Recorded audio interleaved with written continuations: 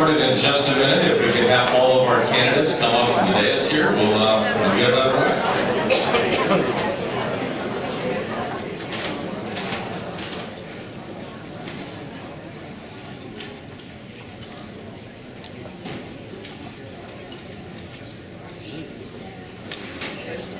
Okay. All right, good evening, everyone. Thank you for coming to this event. This is the South Tampa Candidate Forum. My name is Marlin Anderson. I am the organizer for this event. And what I'd like to do first is the Pledge of Allegiance. I pledge allegiance to the flag of the United States of America and to the republic for which it stands, one nation, under God, indivisible, with liberty and justice for all. Okay, great. So this is the 5th South Tampa Candidate Forum, and this time we have 23 South Tampa neighborhood associations and organizations involved in producing this event. And as you can see, there is a big turnout. That's 360 seats right there, and they're almost all full.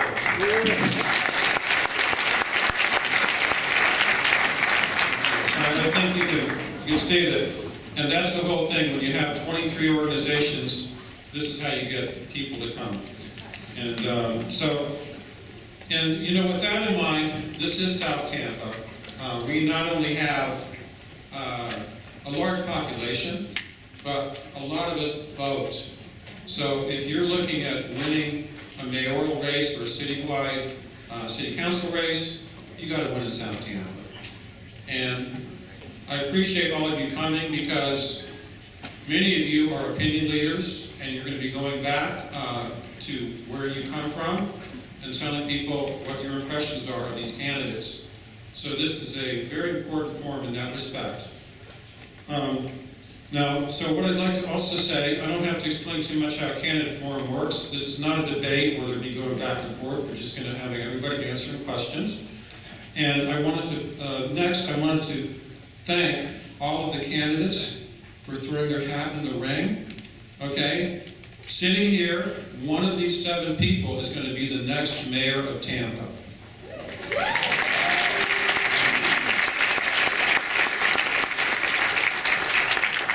Last time I said that was 8 years ago, right? And you know what?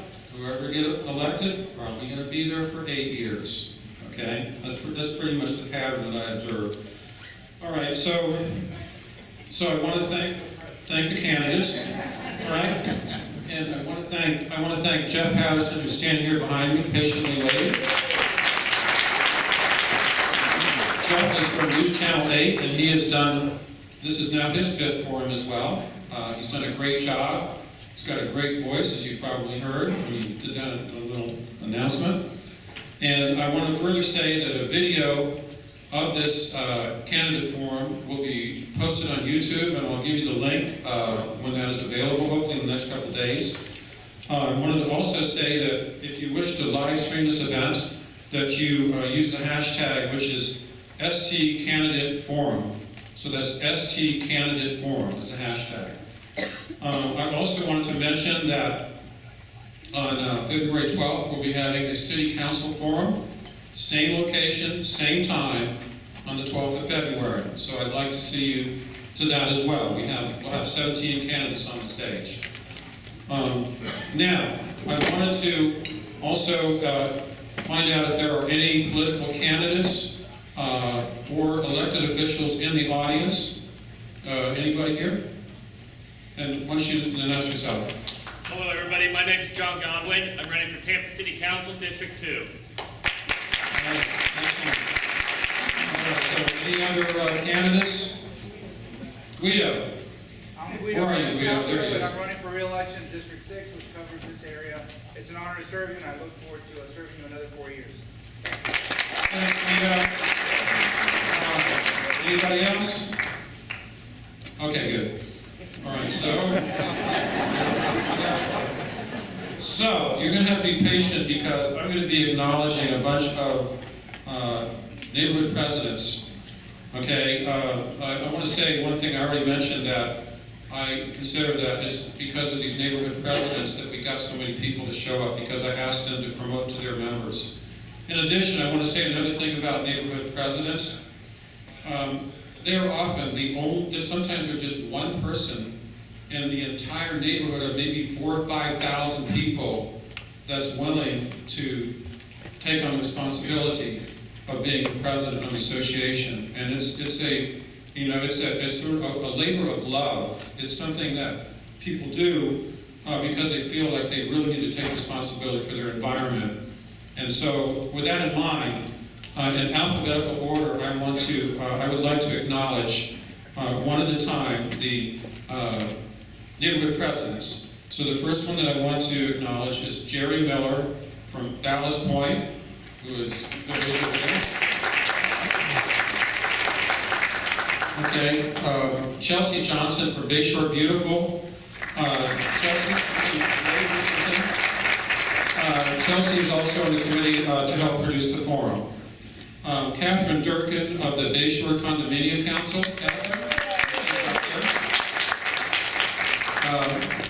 Vicki Collier, she's supposed to be here tonight, but I don't see her yet. She's supposed to be on the selection committee, but anyway, Vicki. Jerry Frankhauser of Bayside West.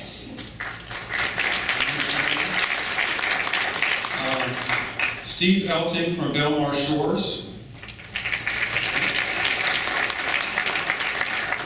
Callie Deneau from Port Tampa.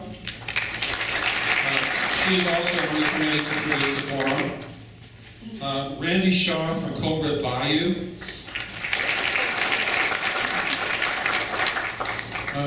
Next one is Susie Moreland, who is in the back there. She's waving. She is from Culbreath Heights. Susie was on the committee to produce the forum, and also she helped get these decorations, this red, white, and blue that you see in front of her. Right here. Kind of nice. And then the next one is Janice Davis from Davis Islands. Jeff Natowski from Gandy, Sunbay South.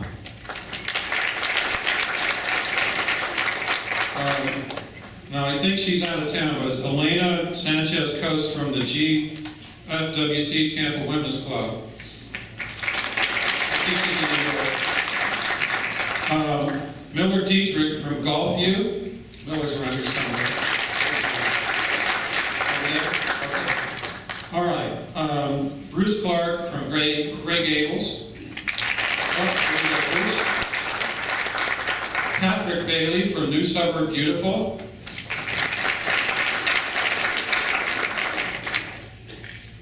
Kim DeGans from Palma Ceia.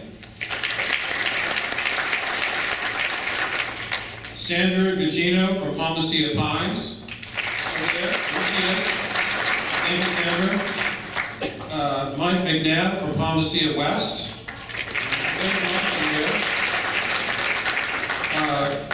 Okay, Annalise Meyer from Parkland Estates. Michelle Gilby from SoHo. Tony Castor from Sunset Park.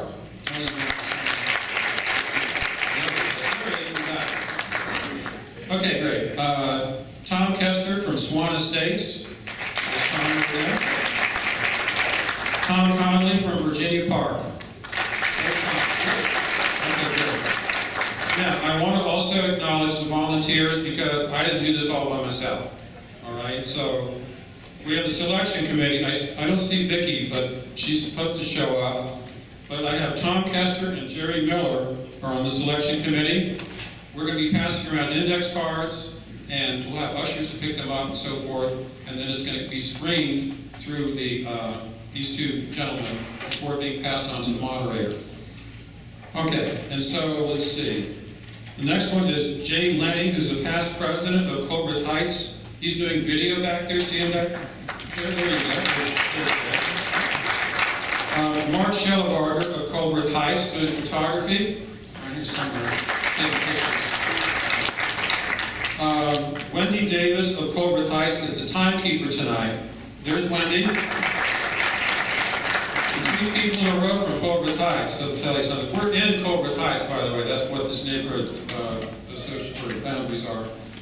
Okay, we have Paige Gonzalez of Sunset Park, who is an usher. There's Paige over there. And we have Mike McNabb, also usher. He's over there. And I don't know, is Sandra Alexander tonight? I don't think she is. Oh, Sandra. Sandra, you're going to help with the usher too, is that correct? Okay, perfect. Okay, and as financial contributions, I would like to thank the Sunset Park Area Homeowners Association. That's where I'm from. The president is Tony Castor, standing in the back there. Okay, they did the lion's share of the financial contributions to pay for all kinds of things in connection with this forum.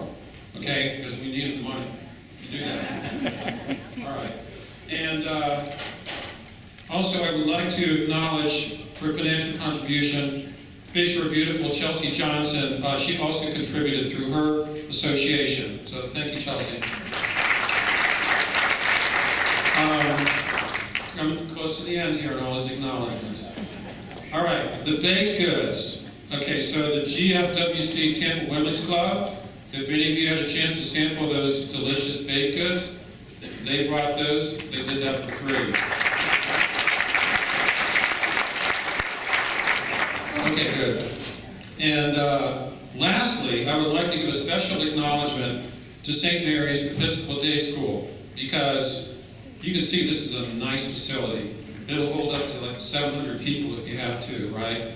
We have, it looks like we got between 350 and 400 people here tonight. And so, you know, they gave it to us at a very reasonable rate, all kinds of, they put out all those chairs right at the last minute because it looked like we needed them. You know, they've been a wonderful, amazing church that has a good civic orientation. They know that this is important. So this is their contribution. So thank you to St. Mary's.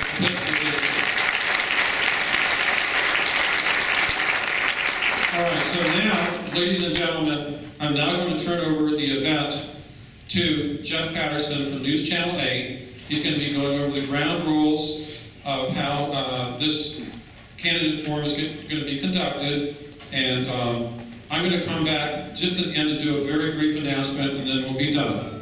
Okay, so thank you, everybody. All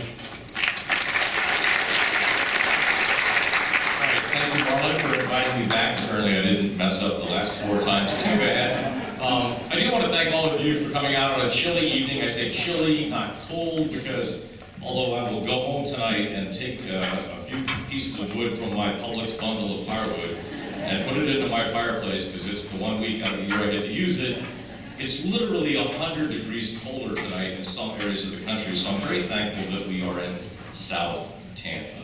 It's a wonderful city to live in.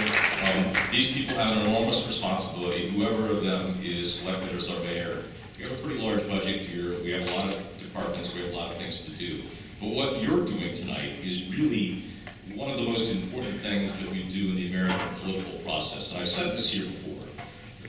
You guys coming out tonight to listen to what they have to say firsthand, and not just hearing it from somebody else or seeing it online or seeing it in a tweet, but hearing it firsthand and making your own thought selection about who that person should be is what this country is all about.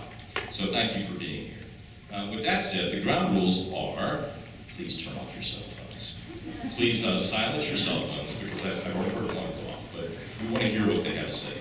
Each candidate will be allowed 2 minutes to address the audience. While the candidates are speaking, we will be distributing, this is the important part for you, index cards seeking questions from you. We'll have the ushers and the audience who will be collecting those, so just pass them down the road so that the screeners then will go through them to prevent redundancy and just select the best questions so that we can hear what they have to say.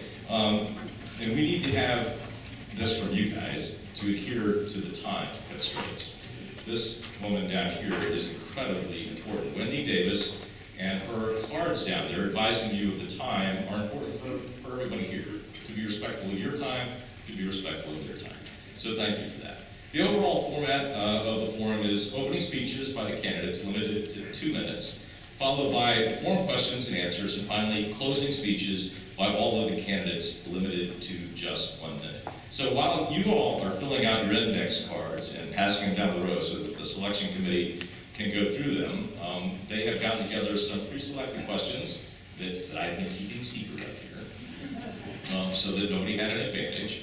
So we're going to go through this, and essentially what I will do is, I will start here with Jane Castor, and I will go down alphabetically. So we'll start on this end, we'll go to that end, and then we will, on the second question, start with Mr. Turanchik and come back this way and alternate until we get to the end. So let's start with the first question, and this is for all of you. I will repeat it if we need to as we go down, but this is the first question. We'll start with Ms. Castor. Are there any areas? Oh, I'm sorry. Okay. You can see, I'm getting ahead of myself. As I said, you know, I harder did this last night. I hope we did better. So let's do with that. Jane, we'll start with you. All right, great. Thank you very much. I'm Jane Castor. I was born and raised here in Tampa, graduated from Chamberlain High School, and I attended the University of Tampa on an athletic scholarship. I raised my children here, and I spent 31 years patrolling the streets as a beat cop, working my way up to becoming your chief of police. I've dedicated my entire adult life to serving our community. And I'm running for mayor because I believe in Tampa. You know, our rich history, our wonderful neighborhoods, our inclusive diversity, and growing economy are what define Tampa as an extraordinary city. We are on an upward trajectory. We've accomplished a great deal, but there's a lot that we have yet to do. And our future is going to require a strong and effective leader who is in touch with the community. Someone with a proven track record of getting things done.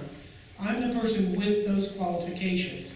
I have the skill, the knowledge, and the experience to successfully lead Tampa into the future, and I can't wait to work along your side as your next mayor. Thank you.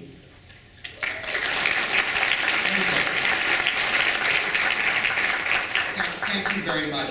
It's really wonderful to be here tonight. I want to start out by saying that it has been an enormous privilege and honor for me to represent many of you on the City Council for the last 8 years, and I want to thank you for your votes of confidence in the past. I also want to tell you that there's an awful lot that we need to build on that we've accomplished in the last 8 years.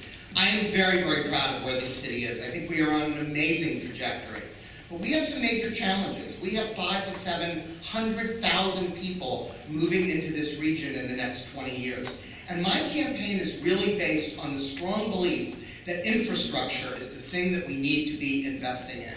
Infrastructure related to transportation and mass transit to relieve congestion. Infrastructure related to stormwater and flooding, because after the types of summer rains that we've experienced for the last few years, our $250 million stormwater program and the tripling of the maintenance, which has been a major accomplishment of this city council and mayor, is only the beginning of what we need to do to shore up our infrastructure and protect the value of your home and your assets. The third thing that I am very, very focused on is housing costs. Affordable and attainable housing near where people work has to be a primary objective of our next mayor. It is becoming very, very expensive to live in the city of Tampa, and a lot of people spend a lot of their money, their disposable income, commuting. We need to be aggressive and creative in the way that we design housing options, and we're going to talk about that tonight. Again, I'm thrilled to be here with you tonight. Thank you for having us, and I hope you will consider supporting me for mayor on March 5th. Thank you, Dave. My name is Dick Greco Jr. I'm a candidate for mayor. I'm a third-generation Tampan. I was born here. Most of my adult life I have spent in South Tampa, many of the neighborhoods we've heard mentioned here. I was born on Davis Island, lived there, also had a home in Virginia Park at one time, home in Corona, Culbreath Key, Fair Oaks Condominium. I lived in Post Hyde Park. So South Tampa has pretty much been my home. I'd like to tell you a little bit about my life. I attended Gorey, Wilson, and Plant High Schools, graduated in 1972. Before I went off to college at Auburn University, where I majored in law enforcement, I was a member of the Labor's Local Union here. Also, I was a member of the Ironworkers Local Union. While I was at Auburn, in my last year, I became what you would probably refer to as a reserve deputy sheriff of the Harris Lee County Sheriff's Office. When I went to law school in Texas, I was a deputy sheriff with the Harris County Sheriff's Office. Came back to Tampa. I worked as an assistant county attorney, also an assistant state attorney, a prosecutor, also was in the private practice of law. But I spent the majority of my working life as one of your Hillsborough County judges. I was both on the county court bench, the circuit court bench, and also a senior judge. I've handled thousands and thousands of cases. I just want you to know I would do the same and perform the same as your mayor, as I did as a judge. Listen very carefully to everything, take all the facts and circumstances into consideration, and make a fair and impartial judgment. I've lived in the south part of Tampa. I realize as mayor that you represent every person in every quadrant of the city, but South Tampa is my home. We may talk about some things tonight, but what I'm going to do is I'm going to tell you what I'm going to do for you and for South Tampa. Thank you for having me. Please vote for me March 5th. Thank you very much. Good evening, everybody. I will tell you, I don't know how many forums we've done, but I can tell you South Tampa knows how to do it. This is the most widely attended one that we've ever seen, so this is impressive. Thank you guys for being here. My name is Topher Morrison. I'm a hard-working small business owner. I have a leadership development firm here in Tampa where I help small business owners develop and scale their companies. And 18 years ago, I visited this city for a 3-day vacation, and in that very short time, I fell in love. But not with a person, but with the city of Tampa and all she has to offer. And 3 weeks later, I signed a lease at Post Hyde Park Apartments. And then about a year later after that, I signed a mortgage, buying a house here in Hyde Park. And now I live in the downtown area. I've been here for about 3 years downtown.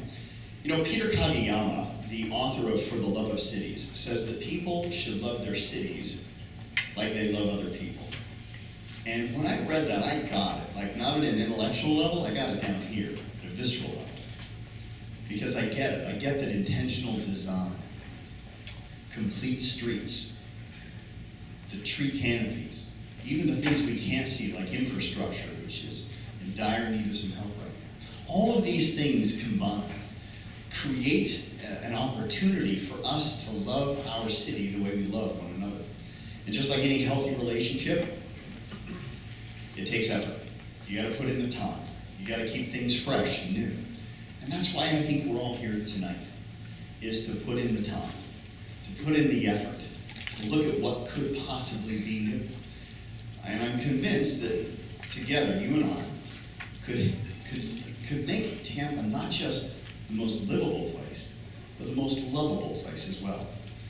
Now, you're going to hear a lot of information this evening, but in the 1 minute that we have to articulate our messages, there's no way we can get accurately how we truly feel about things. So I'd like to encourage you to check out my website at topherformayor.com, and you can read all about it. Thank you. David Suarez.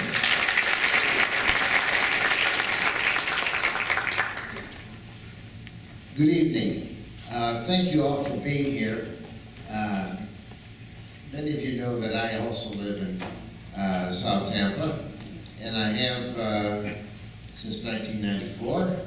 I'm married to my wife, Catherine Lowry, for 33 years, and we've raised our daughter, Keebler, right up the street here. We live on West Shore. Something about myself. You all have heard of the Straz Center, the nonprofit that promotes arts and culture in our city. That's what I'm about. You may have seen my name on the side of the University of Tampa building, and they promote education for the next generation. That's what I'm about. I started my banking career with a broom in my hand, sweeping the floors in a bank. Started at the bottom. I saved my money, borrowed some money from the bank where I worked, bought my first bank, and developed that into a chain of banks in Wisconsin, which subsequently I sold. I relocated, moved to Florida, moved to Tampa, did the same thing in Tampa. Sold those banks, and I started a charitable foundation in our city. And that is what I'm about. That's what I do.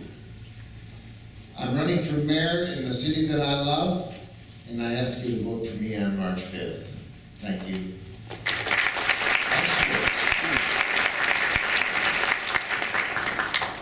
Good evening, everyone. So good to be back here in South Tampa. I grew up in West Tampa. I'm a third-generation Tampanian or Tampeño, or as my father used to call himself, a West Tampa banana, okay? Some of you old enough know that those kind of words, those kind of phrases are important to us because it's what makes us a part of this city. Just a few steps away from here at the corner of Barcelona and Manhattan, I bought my first house. So 2-bedroom, 990 square foot home where I had married my wife. We closed on the house the day before I got married. We had a baby 2 years later. And then after about 7 years, moved to another home on Sierra Circle, which is just between two different homeowners associations, Sunset Park and one of the other neighborhood associations over there. One of the things that I've done as serving on your city council for the last 7.5 years is that I've gone to every single one of the neighborhood associations and neighborhoods across the city. Not once, not twice, but several times. Whether it's for a special event or a neighborhood association meeting, a crime watch meeting, I've gone there to find out what your needs are. You know that South Tampa and the city of Tampa is a special place. And what makes it special are the people that are here. It isn't the location itself. It really is about everyone here together, looking at each other and being together. As your next mayor, I'm going to introduce a neighborhood bill of rights. Every neighborhood has 4 distinct things that they always want. There are different orders, but typically these 4 things are important.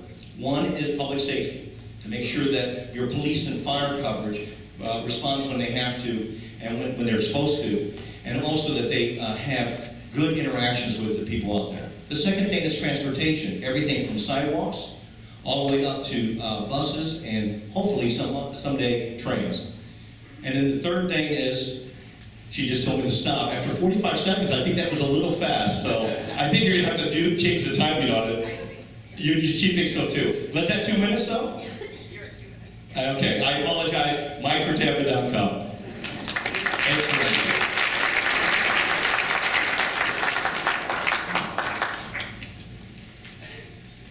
Good evening, everyone. It's nice to be in front of you again. I had the great pleasure to represent South Tampa 3 times as a county commissioner in the 90s. I've lived in South Tampa for 30 years, and my street still floods.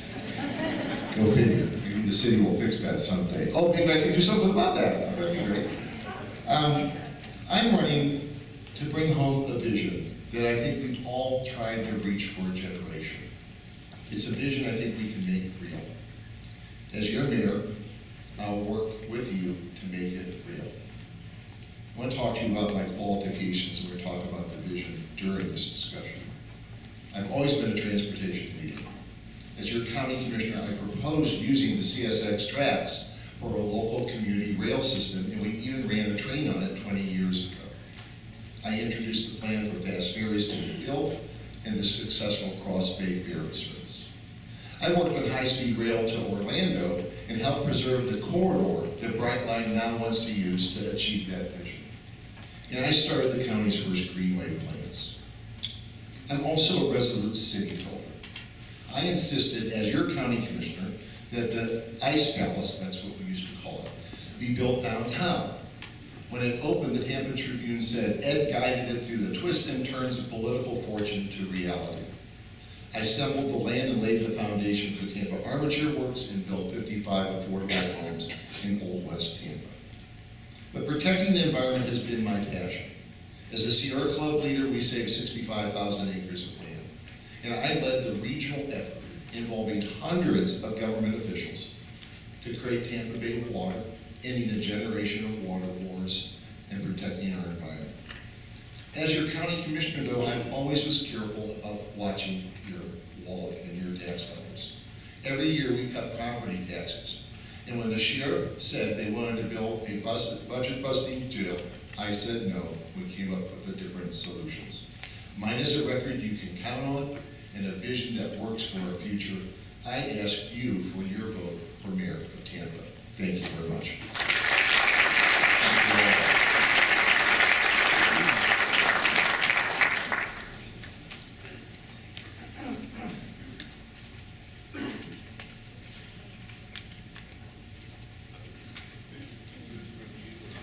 Yeah, Wendy was just making sure that you all know that you have 1 minute for your responses. She will hold up the 45-second sign, meaning you have 15 seconds remaining.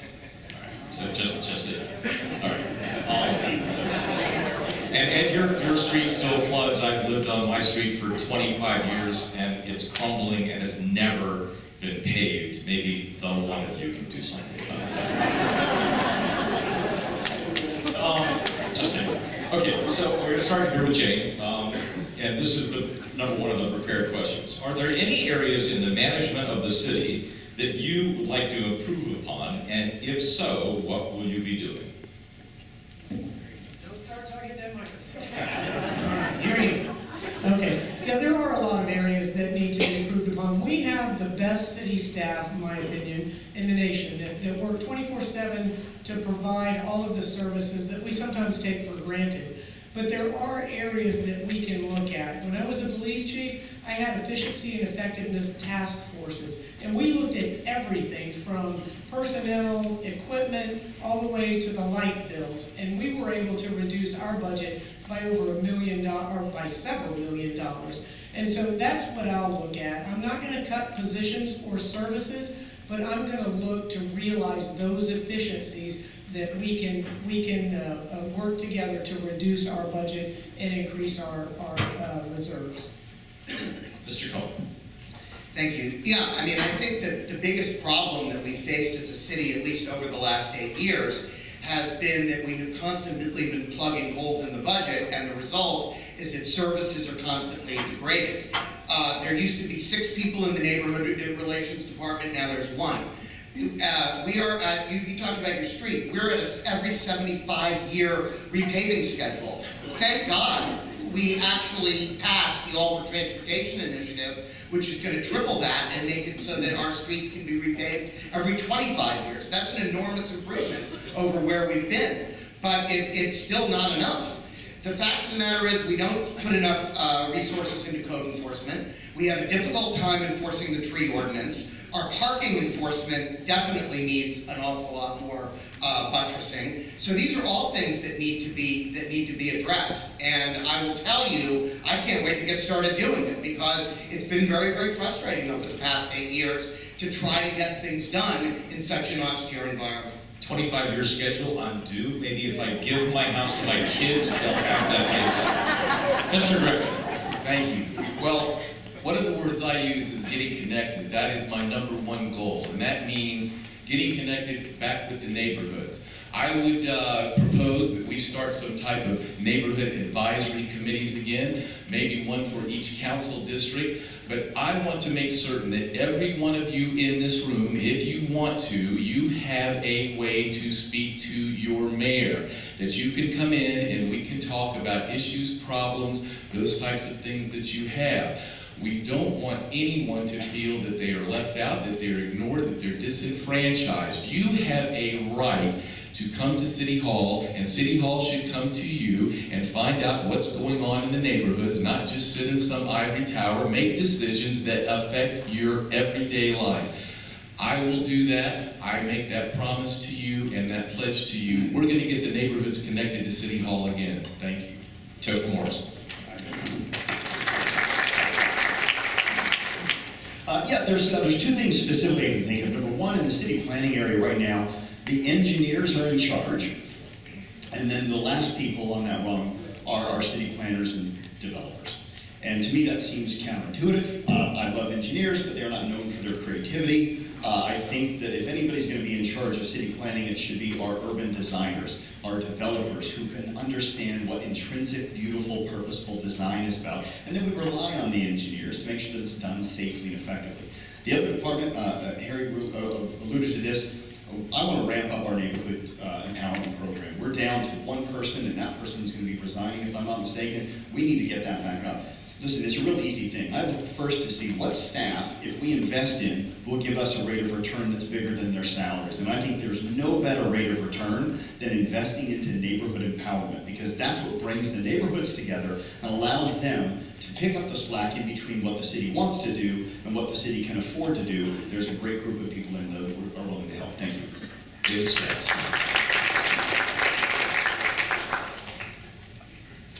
this is a great question.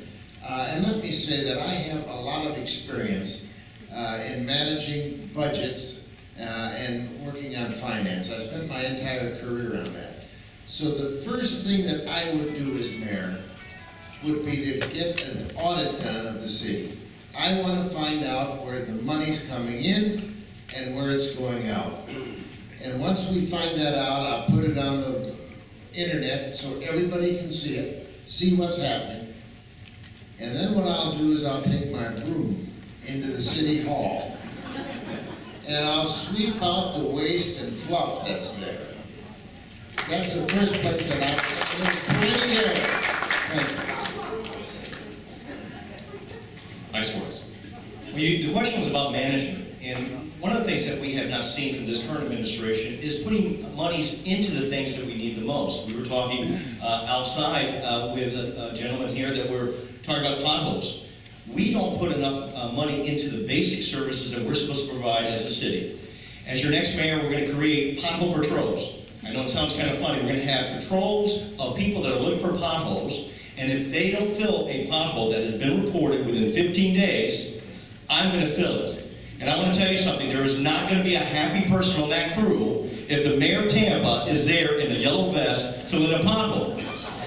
We have to make sure that people that work for this city understand that the services are extremely important. And we haven't done enough of that lately. It isn't about just having a job, it's about serving the public. And that's what I'll do when I'm your next mayor. Thank you. Oh, I know a couple of potholes. I know a couple of potholes too. Give me your street name right now. And Turanchik. That's not the street name, by the way. This is not easy about time, is it? This should be no, okay. The one thing that irritates me is the fact that my street still does flood. And we're not in a stormwater area. And I'd like to take a look at stormwater regulations because I think that development's begin to pass on that and it's time for it not to, number one. Number two, when you go to pull a permit for a remodel, that should be simple. In and out, 7 days, we're going to accomplish that. The last thing is that we are a very manpower intensive government or service industry. So I'm going to create an office, and it's hard to not have people pick up your trash or come in an ambulance or whatever. But there's room for innovation. I'm going to create an office of innovation where that director is going to be a direct report to me. And I want our staff to bring the best ideas forward to change things. And I want outside vendors to come in and say, we can do this better. I want to open the spigots of government up to innovation that saves us money while giving us better services. All right. This time we're going to start with you, and I think we'll work our way back down this way just to have fairness in the order of question. So the second question is, do you believe that there is a good old boy network, yes or no? And if you tell us yes, how will you be impartial when you govern, making decisions based upon the greatest good for the community? Yeah, there is. And I have, as a county commissioner, I have been to serve with great county commissioners, Phil Shkusansky and Jan Platt and Sylvia Kimball Rodriguez, and we are committed to sound ethical government. I have seen across all governments, in my opinion, an erosion of that good, honest, ethical government. And there's no rule you can do, right? There's no set of standards you can do. You have to elect people that are perfectly willing to say no to the people that support them, and yes to the people that didn't. And so you've got to look at our records. I think there's an awful lot of grudge holding that goes on. I think there's a lot of great ideas that don't happen because we brought them. Why isn't the ferries running now? That's nuts. It takes thousands of people off our roadways. They should be running 3 years ago. They get all glommed up on who knows who and who contributed to who. I hate that stuff and I will not tolerate it. Thank you. Excellent. You know, it goes directly to integrity in government. One of the 4 pillars that I have in the neighborhood Bill of Rights. I served on the Civil Service Board before I became an elected official, and I will tell you, the way that the management was done in terms of when people were getting when getting fired and how they were disciplined had more to do with the personality of the people that were in that room than it had to do with the performance of the work that was supposed to be done. We will change that. We want to make sure that we're going to have performance standards that are met each and every year. When I come in, we're going to ask for a resignation of each one of the senior managers with no date on it. And I'm going to ask them to show that their performance in their departments was what we expected as a city. And if they don't, I'm going to accept that resignation from that senior manager, because that's the way you're supposed to lead. Keep them to a particular commitment and make sure that the promises that we make are kept. Thank you.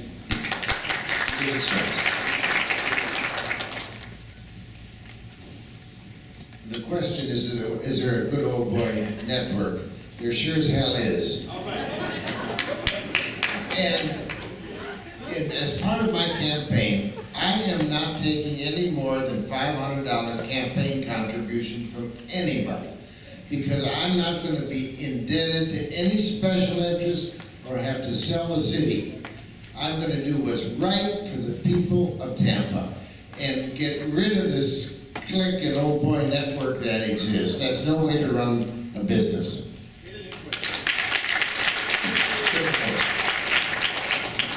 Took the words right out of my mouth. You're damn right there's a good old boy network going on here. And I'll tell you what, one of the easiest ways is to make sure that the people that you elect don't have financial hooks in their back.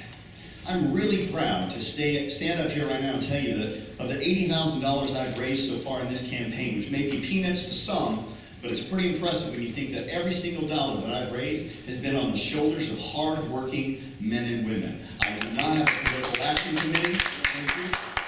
I have no special interest groups backing me up. If you want to see where the good old boy network is, follow the money. There's no way you can get elected using a special interest group and then stand here before you right now and say that you're not a part of the good old boy network. The way you get rid of the good old boy network is you start to elect people that don't follow the plan, that don't look like traditional politics. If you don't like the way politics look, maybe you should vote somebody who doesn't look like a politician. Thank you.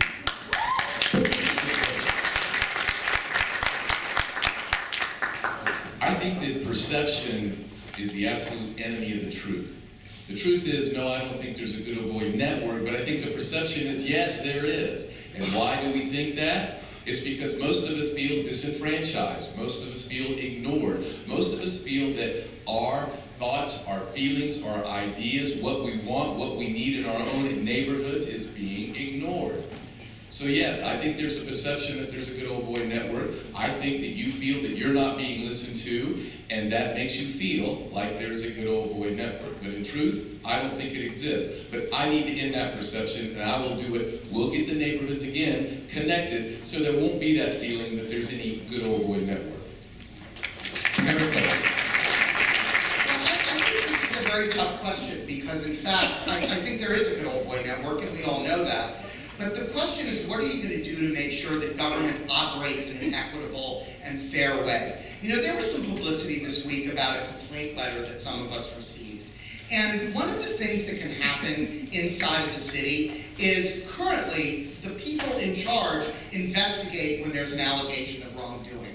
If you're going to actually clean things up and want to be objective, you really need a separate track for investigations to go on. You really need people doing investigations inside the city that don't report up the chain of command.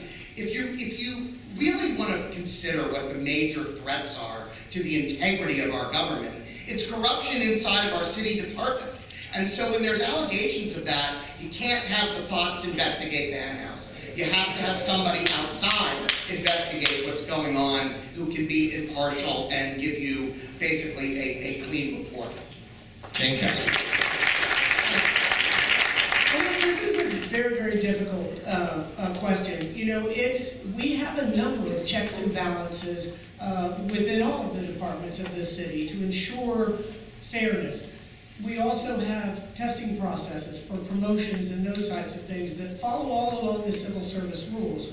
But again, we're dealing with human beings. And as was stated, we're dealing with individuals' perceptions as well. And all of our perceptions are reality. But I can say that within the city, we do our best to ensure that everything is as equitable as it can be when you're dealing with human beings. I also agree with Harry that you have to have objectivity in that. You know, you have to, in the investigations and so forth, it has to be removed from the individuals that are playing a part in that.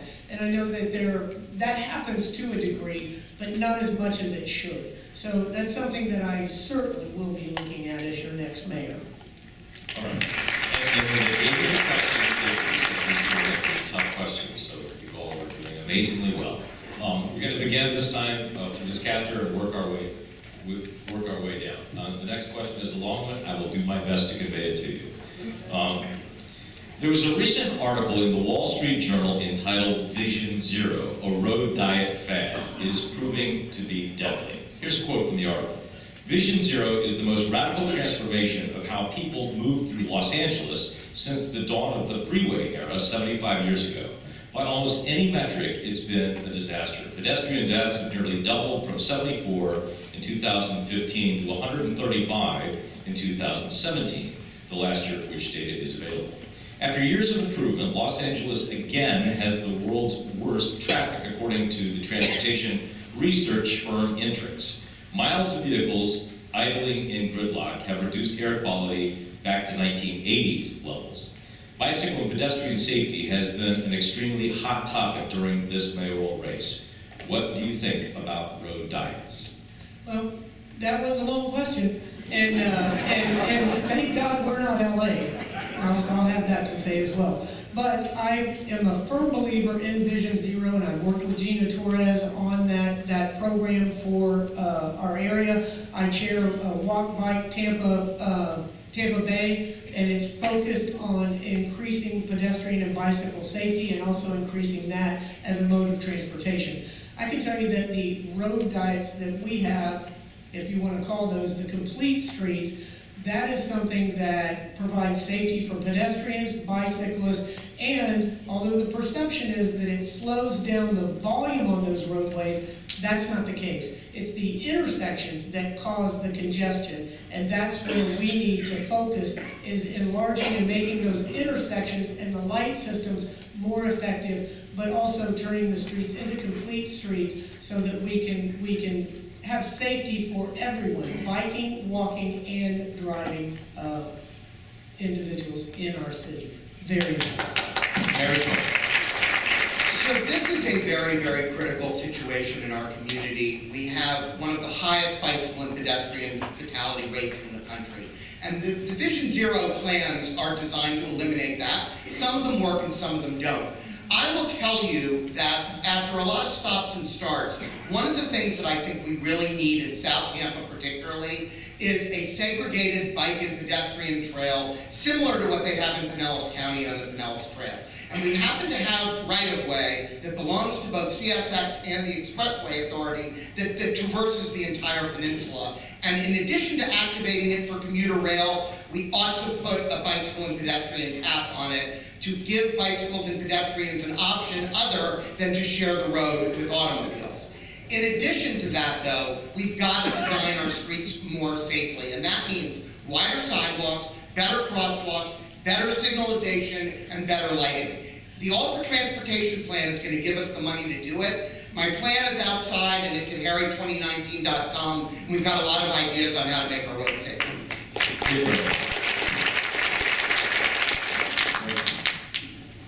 You know, what we talk about here is bicycle safety, pedestrian safety, which are great things. We all want that. But I'm amazed sometimes when I drive down the city streets and I turn from Bayshore up Swann and the entire road, I mean from curb to curb, is a bike lane. I've heard of a plan to close one lane of Bay to Bay heading east and one lane of Bay to Bay heading west and turn it into bike lanes. Why are we putting bikes on the roads with cars with no buffer? Why are we forcing people to walk in the streets? There's no sidewalks. There can be no safety that way. We all want to make a cultural and sociological change to get as many vehicles off the road as we can, but the answer to safety with pedestrians and bicycles is not to put them in the street with cars at all.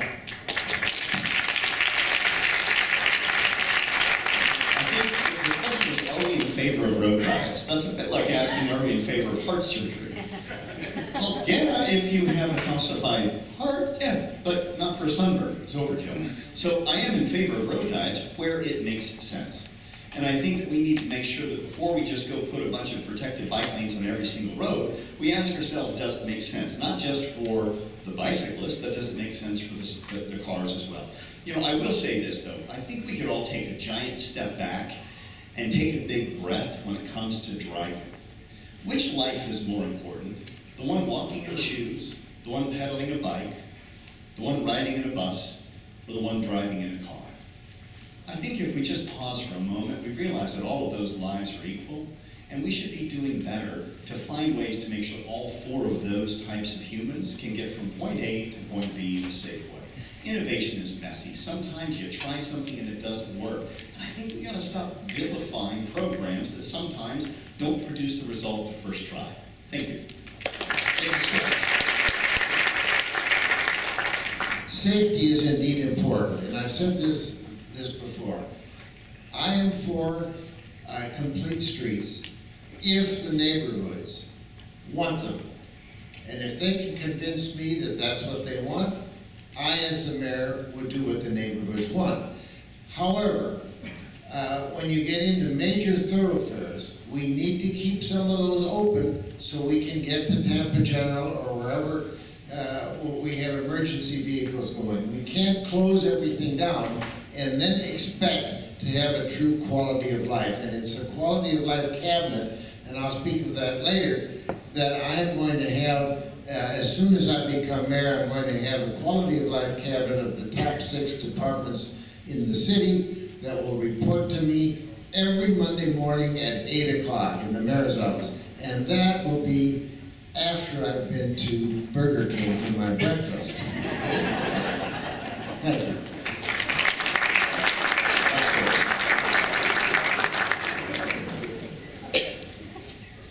We are surrounded by 3 schools.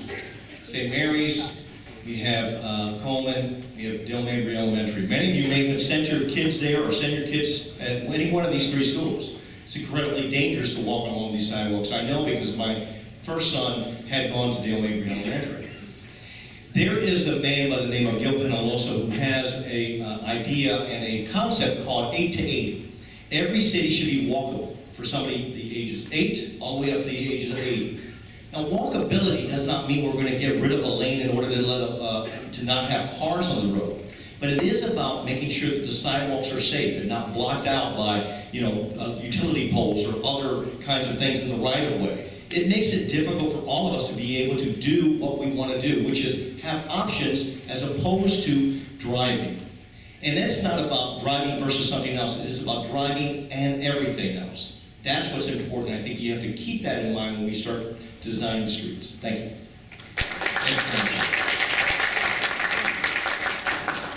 Well, coming from a guy named Turanchik, you would think that I would think road diets were a great thing, but cars move 95% of the trips in our community. And when we have a roadway that you take a whole lane out to do a bike lane, it's a big problem. It causes a huge constriction, right? And I think that we have been victimized over the last 20 years by soundbite policies that have driven sound transportation policy.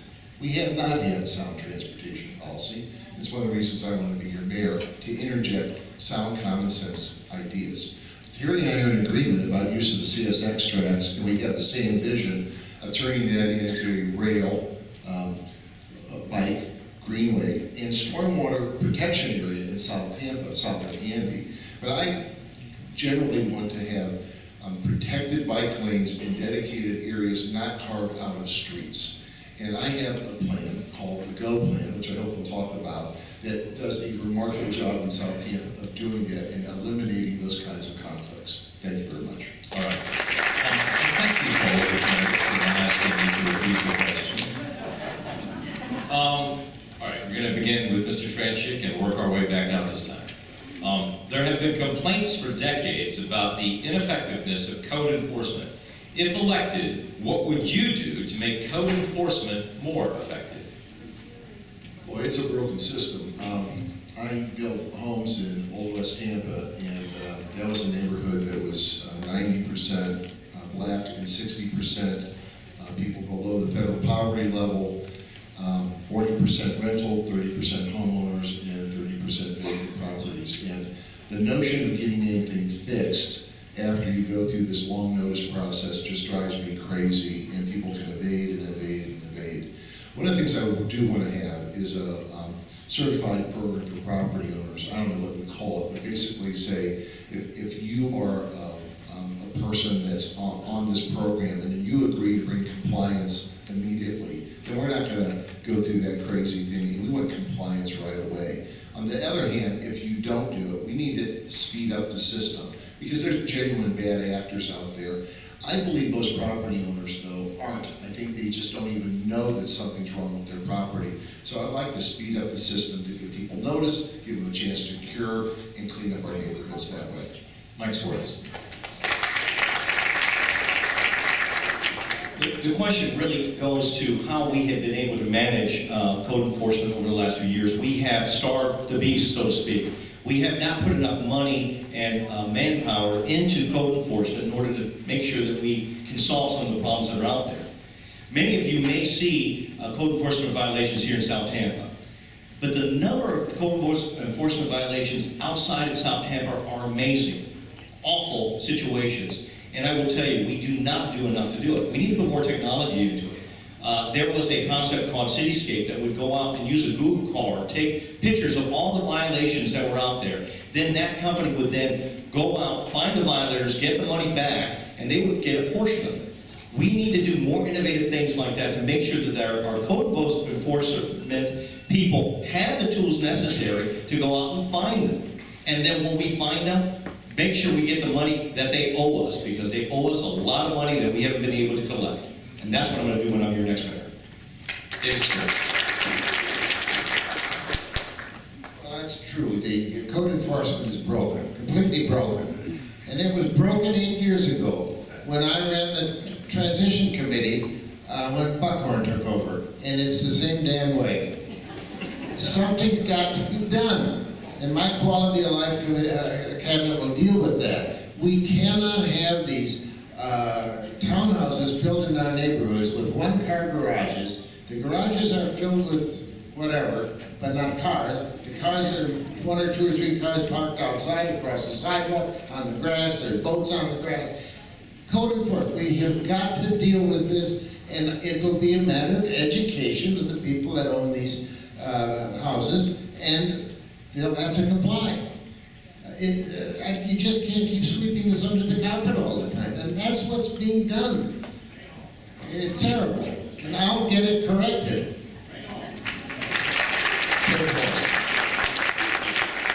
So the question's about code enforcement, but I think we also need to just look at, do we need to update the codes?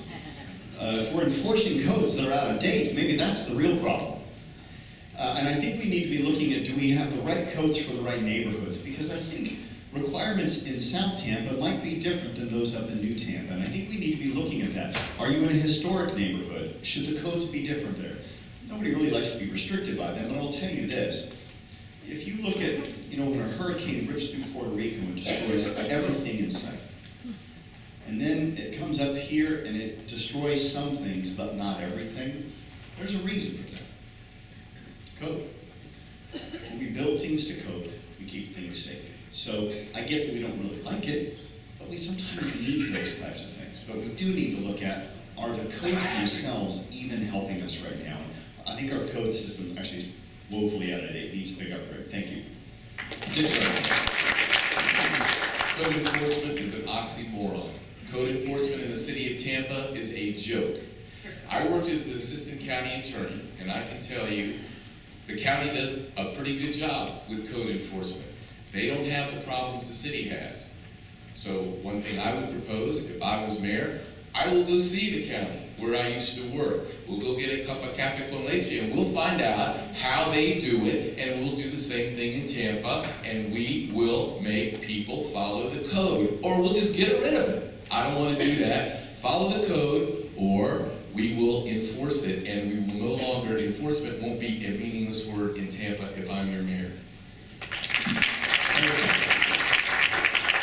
Mike Suarez hit the nail on the head on this question. We haven't given enough resources to code enforcement. The fact is that City Council has passed some very aggressive codes that, if they were actually enforced, would make a huge difference. You know, you're not allowed to blow your leaves into the stormwater system, but the code has to be enforced. The fact of the matter is that we have not done a poor job in terms of what we outlaw, but the enforcement is just absolutely not up to snuff. And that is true throughout the entire city. Now, I will tell you that one thing that we can do, and it's unrelated to this, but in terms of providing affordable housing, is to start taking city-owned properties and getting them into the hands of people that can do affordable housing pilot projects. That will relieve us of the responsibility to upkeep and take care of those properties, which is a huge drain on our resources. And the savings can be invested in code enforcement. Very, very important, and it will make a huge difference. James. Everybody's talking about all these, you know, I'm going to put people here, here, here, and here, but we've been through 8 years of budget cuts, and I'm not sure where everybody's going to find those. One of the things that I've found throughout my career is that you try to get cooperation with people. You know, a lot of times people don't know what the codes are, so if you can communicate what the rules are, the majority of people are going to follow those. And there are a lot of laws. Code enforcement gives out the violations over and over and over and over, but they get into court and they're given the passes again and again and again. So, you know, we've made a great deal of strides with code enforcement. There's a lot that needs to be done. We've got them all computers. Everybody's got a cell phone, so that you should all have the cell phone number of your local code enforcement officer, so you can call them. I know Susan Long calls them and has them on speed dial. I implemented environmental officers in the city to address the illegal dumping that happens in other areas. And we need transfer stations for that too. There's a lot of things that we can do, but we have to work together, citizens and the city department. This time we'll start with Castor and we'll work our way back down. The thoroughfares in the city are often unkempt, with the grass not mowed and the right-of-way and trees not trimmed. The city has not done this in the past because they're not legally obligated. The neighbors have expressed concern about this unkempt look. What would you be willing to do to improve the overall tidiness of the city? One of the things that was implemented was the NEAT team. And you know, they go neighborhood by neighborhood. You get to see what the schedule is. That's something that I would look to, you know, to be able to pull more resources into the NEAT teams and make sure that those right-of-ways are clean. I don't know if you guys have seen up on the interstate, I'm not sure they still do it, but the people that are picking up trash and things along the interstate, those are individuals that, for the most part, have been arrested for DUI, and they're doing their community service. So those are things, programs that we can look at, you know, sort of out of the box to get people that have to do the community service hours that can help us keep our community clean. But it's very, you know, it's the broken windows theory. If you don't pay attention to the little things, they turn into bigger things. And we have to make sure that our city is neat and clean. Harry Cohen. Well, I agree with that. I think that this really directly relates back to the previous question, which is about resources. And one of the things that I think that we need to do in the city is make it easier for ourselves to maintain our right-of-ways by planting Florida-friendly landscaping and actually planting trees that will take up some of the space that now gets taken up by litter in the right-of-ways. The fact of the matter is we can do a lot with landscaping. We also, though, have got to invest and put resources into cleaning things up. At the end of the day, you just simply can't reduce the size of these departments year after year after year and expect that the services are going to get better. And I think that we are finally at a point, and I think the reason that people in this community voted for the All for Transportation referendum and the education referendum is because they saw that we were at a point where we were just not putting the resources in to the things that are important. And in fact, that is what we have got to do. And that will, let me tell you something, that'll clean up the city real fast. Dick Greco. Code enforcement at this talked about. The city doesn't do it itself. Many of these areas you talk about, yes, they're private property, etc. But we've seen city workers, all of us probably, blowing debris into the gutters, the very city. Are you going to sit out there and tell me tonight that the city of Tampa takes care of its right-of-ways? No. Does it take care of its streets? No. We laughed about potholes, and it's no laughing matter. The bottom line is, you can't say, do as I say, not as I do. So, we have to set the example, starting at City Hall, as to what we want, what we expect of our own city property, and that'll be a trickle-down effect to the neighborhoods. And if they won't do it, then we get back into code enforcement, and unfortunately, we may have to make people take care of their property. Topher Morrison. I think this goes beyond just beautification, by the way. I think there's some ramifications that go beyond that. Charles Montgomery, the author of Happy City, has a very simple theory. Environment dictates performance. And how people feel about their environments will determine how they behave. And nobody likes to drive by an unkept, dirty right-of-way or on-ramp or off-ramp. These things need to be fixed. And you're right that we have to actually walk our talk. Not just the do as I say, but do as I do as well. And I think we can be better stewards for our environment. This means right design. It means making sure that we're taking care of these places. It creates a better quality of life for everyone. Something as simple as enjoying the environment that you're driving can actually reduce the level of hypertension someone feels, which then can reduce the amount of road rage that they feel. We need to be very well aware that our image isn't just for us, but it's also for our visitors. And when we're not cleaning those up, it creates a bad image. I think we could be better stewards in making sure that we clean up all of our environments. Thank you. David Straz. Well, I view this as a management problem, and it starts at the top. Let me just tell you a little story about what happened today. In our yard, we took down a tree, and we had somebody come to grind out the stump. So I said to the fellow that was doing it, you ought to go across into the city park and grind out a stump that's been there for over a year, and it looks like hell. I paid to trim the trees in that park, because the city never comes around to do it. It's management, and that starts at the top, and it'll start with me when I'm there.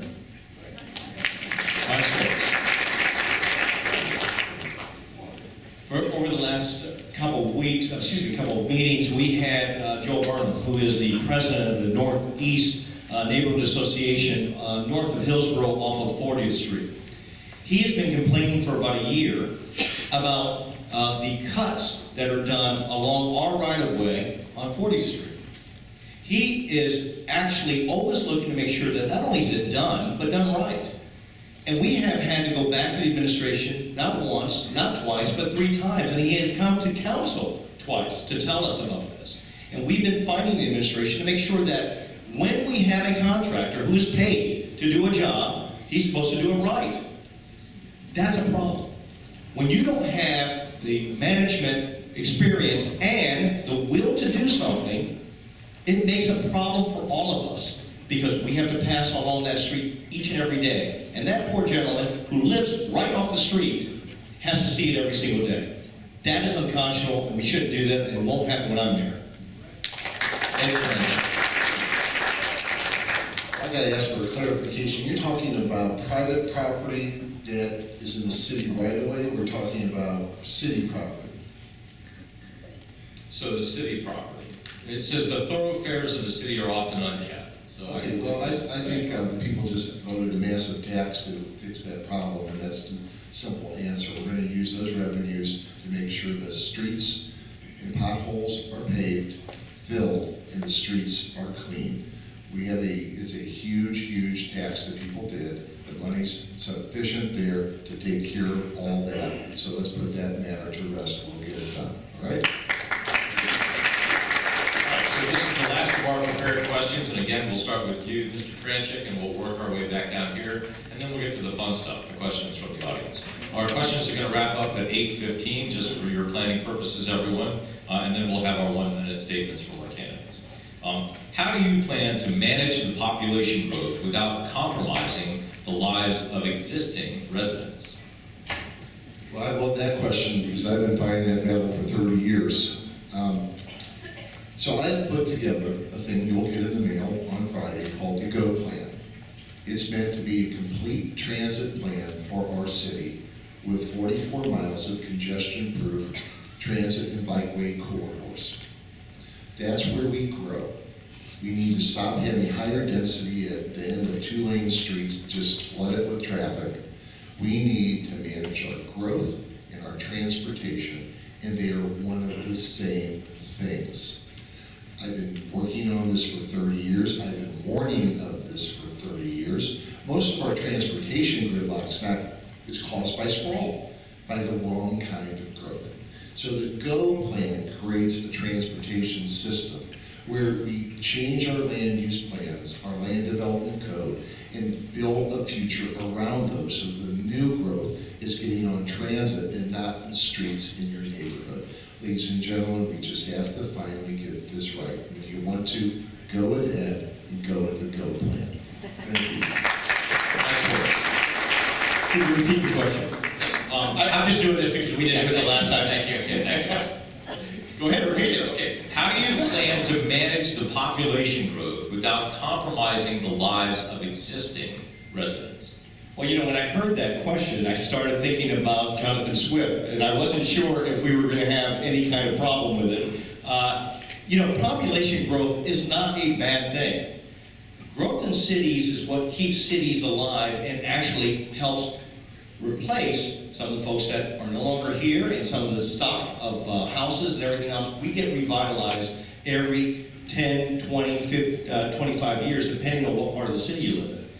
Now, if the question is about what you're going to do about making sure that we don't overgrow in certain neighborhoods, well, I will tell you, I have been fighting that on council for the last 7.5 years. When we look at our land use code, sometimes we have a land use code that says we have a certain type of building that can go here, and instead we start splitting lots and causing more and more development within one particular area. I voted consistently against that because that particular neighborhood, those particular neighborhoods don't need that much growth. We have to make sure we're smart when we grow and not just do it wherever people want to buy a piece of property and then build. That's how we do it. I think a lot of it boils down to transportation. The referendum has been passed. I happened to vote for it. I thought it was a great idea, transportation. My Quality of Life Committee is going to deal with that on a regular basis. We have enough money coming in now that we can deal with transportation problems, street problems, sidewalk problems, ditch problems, all these things that we must deal with. And we need to deal with that first before we go off into some ideas that require a lot of money and we again neglect the things that have been neglected for the last 8 years. Topher Morrison. Anytime somebody has a conversation about transportation, without a conversation about transit-oriented development, I worry. I worry that they don't really get it. That you can spend millions of dollars on transportation, but if you've not updated the code, the building codes, to make sure that we're doing transit-oriented development to surround that, we have a problem. You asked about how do we protect the lives of the people that are here. We make sure that while we're developing and growing and we're creating greater density, we're doing it intelligently by having affordable housing, workforce housing, transit-oriented development to where it reduces the need for people to even own a car. And I'd like to suggest this as well. Some of the people in the audience right now, you may never ever ride transit, but that doesn't mean you don't use it. We all use transit. We use it when we go enjoy a meal and the server took a bus to get to work that day. And when we get that all of us benefit from transit and transit-oriented development. We can grow sustainably, healthfully, and enjoy the quality of our lives as well. Thank you. I think we have to embrace what has happened in Tampa. I was born here in 1954. It was a town. Now it's a great, great city. What has happened is our success has caused us to have a lot of these problems. People want to move here. Why? Because of people like you. You're nice. They want to live with people like you. We have a great environment. We have all types of things for people to do. We have jobs. We have great educational facilities. A good example, though, would be something like Harbor Island. Why I bring that up is there's an urban core that needs to be dense. Places here, we need to protect our single-family homes. Harbor Island went from an island, if you look at it now, there's areas that have dense populations, high-rise buildings, apartments, etc. There's places that have single-family homes, places where there's townhomes. Those things need to be planned, and it can all be done, and all our neighborhoods can be protected, and growth needs to go where it is necessary to go, either dense or single-family. Thank you. Thank you. Well, everyone talked about transportation. I have a plan here. It is outside and it's at harry2019.com. A lot of ideas on reducing congestion and things we can do to make it easier to move around the city. But what I want to talk about in this question is the infrastructure related to flooding and stormwater relief. The fact of the matter is we have taken a huge step in spending $250 million rebuilding our stormwater system and tripling the amount of money that we're going to spend maintaining it. It is only the beginning of what we need to do. We are at sea level. We have a MacDill Air Force Base and Tampa General Hospital that are very important community assets that need to be protected, and your homes need to be protected from the rising water table. The bond rating agencies have told us that they will ding us if we don't get started on resiliency and sustainability in this community. And when I say they'll ding us, it means that we will pay more in interest as a government, and you will therefore get less for your tax dollars. It's very, very important that we invest in this so that you can get your services for the money you're paying in. This city's going to change more in the next 10 years than it has in my entire life, and a lot of you as well. And we have one opportunity to create the city that we want. Not the city that the developers want, but the city that we want. The place that we want to live and work, and we'll be proud to pass on to the next generation. So when I say we, that means every single person in this room is going to play a part in that, and it's your responsibility to take that part and make sure that we take Tampa to the next level and make it the great city that we all know it can be. Now your questions. We're going to start with you, Ms. Castor. And this is an interesting one. It says a quick fun question. And what one word, and they underline one word, what one word would you say describes or identifies the most important issue you are concerned about for the city? Growth. Eric. Infrastructure. Connected. Transportation. Honesty.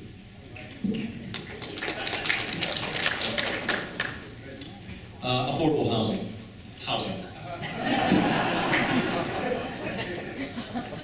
Vision. Very good. We might be out of here before 8:15. I'm going to start with you, Mr. Turanchik, and work our way back down here. If elected, will you join the pre-exemption lawsuit along with other Florida cities against the state of Florida in order to allow cities to pass gun laws which better protect the citizens from gun violence? Could you just start at the very beginning of it? Sure. If elected, will you join the pre-exemption lawsuit along with other Florida cities against the state of Florida in order to allow cities to pass gun laws which better protect the citizens? Okay, so I'm an attorney and I don't know exactly what the... So there's a pre-exemption, so this happened recently. I think we should, local governments should be able to pass their own gun laws. The state of Florida currently prevents Yes, I would. I think local governments should have that capacity to do that. Mr. Suarez. Many of you may not know what preemption is. Okay, preemption is about what preemption. I thought you said pre-exemption. That was me. I'm not reading. So you can answer my question next time. The answer is yes. Pre-exemption. Preemption. Yes. Thank you, Mike. You know, Mr. Patterson, I have a feeling that he's thinking that you are not doing a very good job. So You should just take him out of this line. Don't do that, you won't report how potholes fixed. He's a rough rider, he can figure it out.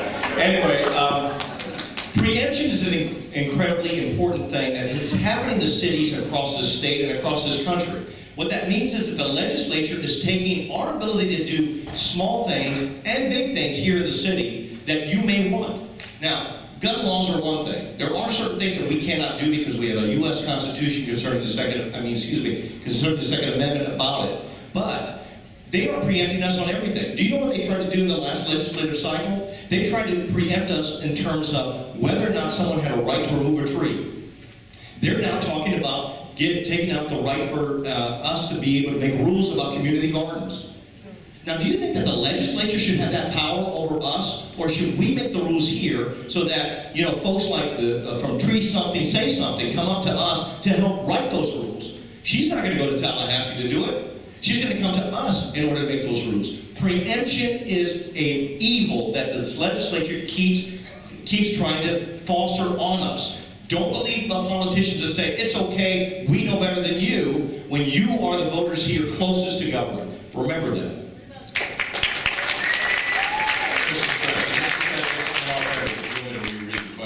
Correctly. No, I couldn't answer that question. In our family, I'm a man of few words and action. The answer is yes, and I would join my friend Rick Kreisman in the lawsuit against the state so that we can control this type of thing ourselves. Also, the answer is yes, I would definitely do that. Not just for guns, but that's absolutely one of the motivators, but also for the other things. Listen, who knows what you need in your neighborhood better? You or somebody sitting behind City Hall? You. Well, now let's look at our city. Who knows what our city needs better? Us or Tallahassee? We do. Now, I will say this. There's a bigger issue at play here. We will never fix these laws if we continue to hire career politicians to represent us. I am adamant about this, that we need people who are common people like you and I to get in government. Listen, leadership does the right thing. Management does things right. You need to find people who will do the right thing. It doesn't require political experience to do the right thing. But when they have political background, they oftentimes do the corrupt thing. Get politicians out of politics and get normal people in. That's how we solve the problem. Well, as far as guns are concerned, to answer the question, yes. I feel that each community ought to have its own home rule on that question and be able to make its own decision through its own citizens as to which and what they want to do. I realize that may result in some cities having laws that are different than others, but on that question of guns, I think each city should be able to bring it to a vote and decide how they want to proceed on the issue of weapons. We have a scourge of gun violence in this country, and it is a national disgrace, and I would absolutely join the lawsuit. But I have to tell you, one of the biggest frustrations that those of us that are in office feel is that under the current law, if Mike Suarez and I want to address a gun violence incident that has taken place and propose any sort of common sense solution for our city, not only are we preempted by state law, we can be fined $5,000 and removed from office for even discussing it. That's how outrageous and one-sided the laws have become. We need a full and total change in the way that these laws are passed in the state of Florida. And I will tell you flat out, I will lend my voice to those that are calling for the type of common sense reform that would allow someone who's on a no-fly list not to be able to buy a gun. That's common sense. Ban assault weapons, ban bump stocks. We can do a lot of really simple things that will make us a lot safer.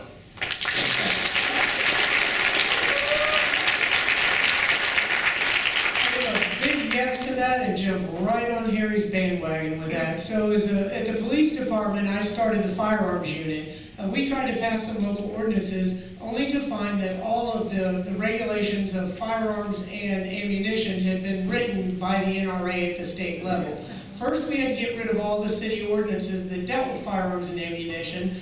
Second, we couldn't enforce anything that may have been on there. And lastly, the legislation they passed, police officers are held liable for any enforcement whatsoever. They actually can be arrested for it. I mean, it's just gone out of control. And not just with the firearms, with the home rule in general, with the funding, with everything else. It's all coming back on the municipalities. We have got to get our home rule back in the cities, specifically in Tampa.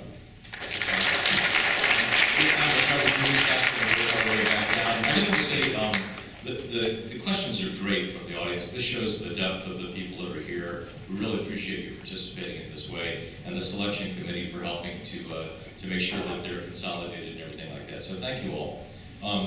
Will you commit Tampa to join 100 other mayors to pledge to make Tampa a 100% renewable energy city by 2045, which would not only reduce carbon emissions and air pollution, but will create a great many well-paying jobs for the people of Tampa?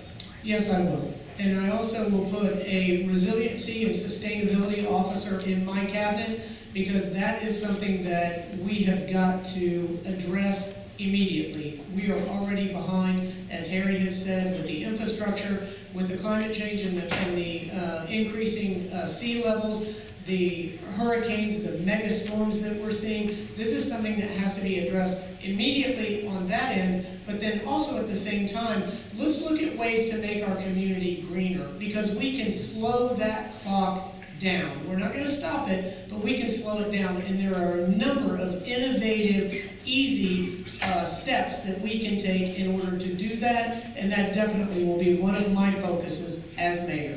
Thank you. Well, I agree with that, but I will tell you, I also think there's an enormous opportunity for this community in this discussion, because we are #1 in the country for storm surge vulnerability, ahead of New York, Houston, Miami, and New Orleans. But you know what that means? It means if we adopt sustainable strategies, if we become more resilient, if we implement the technologies that are going to allow us to confront this problem, like saying that every time a new structure is built, the hot water heater is going to be solar powered, like putting solar panels inside of sidewalk panels. There's a lot of things that we can do. We can export our knowledge and our industries to other cities that are trying to do the same thing. We need to be the ones that are the pioneers that develop the industries of how to deal with these things, and we can help others. You know, 50% of the military bases in this country are at sea level, and the next base closing commission is going to be looking to see where to close. We need to show that we're investing around MacDill Air Force Base in reliability. I think absolutely. We need to have an entire cultural change the way we look at things like this. Just a few years ago, we didn't talk about things like recycling or the environment or how to save things. We need to do that. We need to think about it. It starts with education. As mayor, of course, I'm not a part of the school board, but I think we need to have children, and they need to learn about these ideas and how they can help save the environment. We take advantage of our river here in the Hillsborough River. It's where we get our drinking water. We need to do things like reduce the nitrogen that goes into the river, reduce the nitrogen that goes into the bay. Things like we're talking about the recycled water that may be pumped north again and then placed down in the aquifer. You know, there's science there that says that is something that's very safe to do, would help us during droughts, would require that we use less water, and we wouldn't be dumping 30 million gallons of perfectly good water every day into the bay. So we need to look at ways to save our environment, or it won't be here for our children or our children's children. All right, I'm going to try to say this the most respectful way to my candidates up here, because I respect you all, and I'm going to call BS on what I've heard and what I'm going to hear, because I am the only candidate who has committed openly and publicly that I've committed to making Tampa a 100% green renewable energy city. And I've been saying it at every one of the forums, and anybody could have jumped in and said, I'll do that too. They've not done that until right now they're saying this. I'm the only one who has a green city plan. So they're all going to say yes right now, but in the networking, ask them how they're going to do it. I'll tell you how I'm going to do it. I have a green city plan that I've developed, and if you want to know how to do it, text trees to 41411, and I'll send you a one-time text that has a link to my green city plan. It's not going to be one where I hound you for donations after that at all. It's just a one-time text. Trees to 41411. This is something I'm very passionate about. We need to have a green renewable energy city. It's no longer a conversation about whether or not we should be profitable or should be good at the environment. The two are inextricably connected now, and it makes no sense. So I'm calling BS. I'm the only one that said this question long before it came out.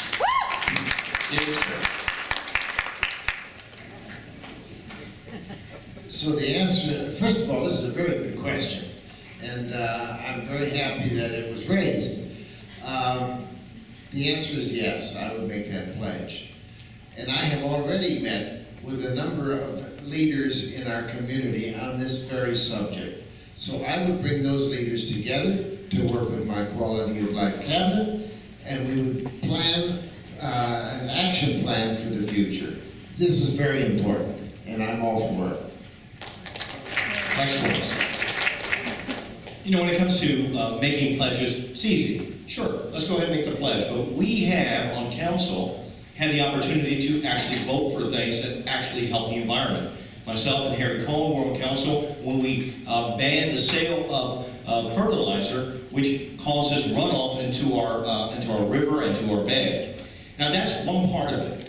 And that was something that they preempted us later on, I just want you to know. So we have to look at the things that we do now. Our fleet, the number of automobiles that we have that are running on regular gasoline. Let's find out how we can get more and more of those vehicles to run electric or to run compressed natural gas. That's something that I've talked about several times on council so that we can say, listen, we've got a vehicle that needs to be used. Instead of having 25 vehicles available, let's have a few of them.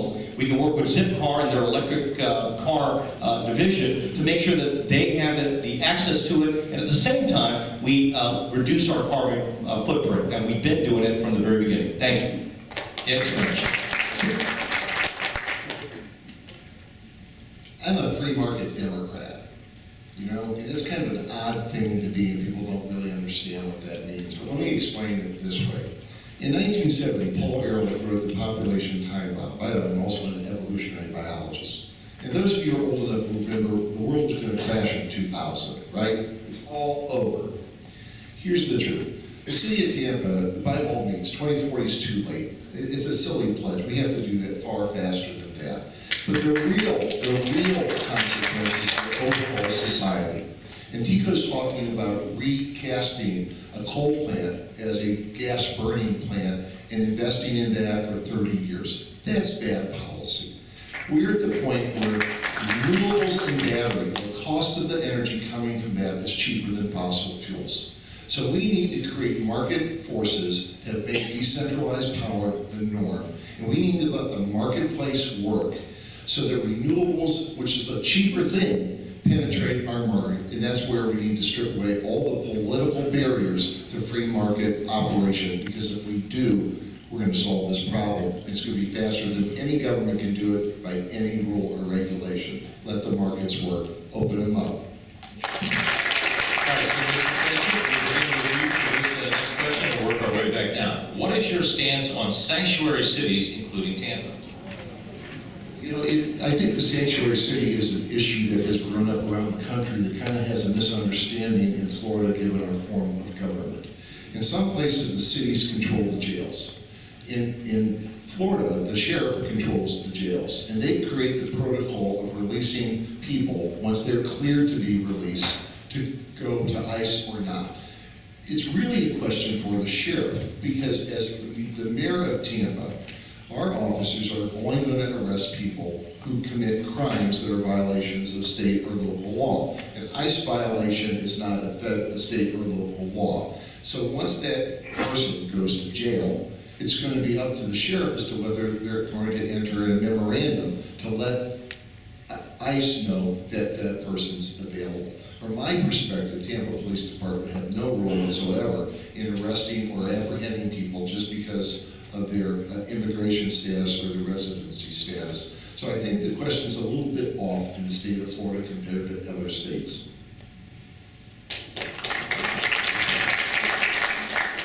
Ed laid out pretty much the answer to this, because there's no such thing as a sanctuary city here in Florida.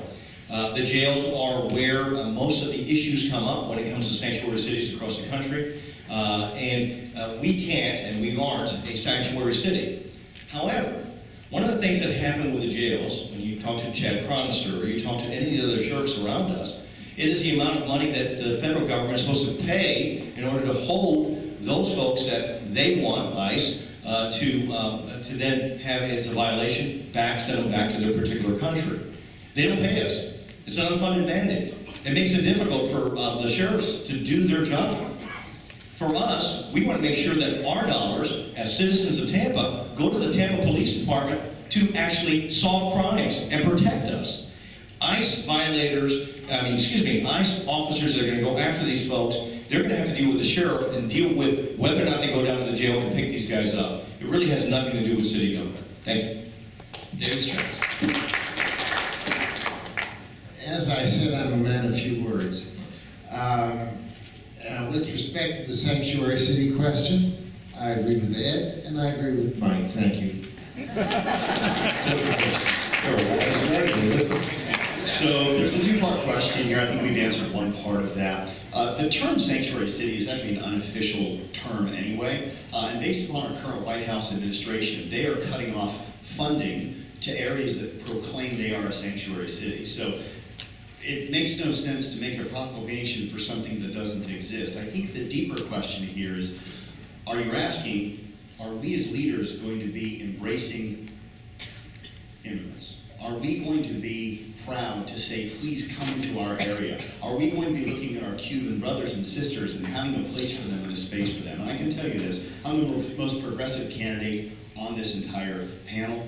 I actually met with Muslims for Democracy and Fairness 2 days ago, and they asked me if I would sign a pledge. Not only did I sign the pledge stating that I would openly come out against Islamophobia and racism and xenophobia, I actually took the pledge, retyped it, and posted it on my website proudly without even knowing whether or not I would get an endorsement for them. So if you're looking for, are we going to be a mayor that is inclusive and embraces all cultures, the answer to that question is absolutely yes. I come from an immigrant family.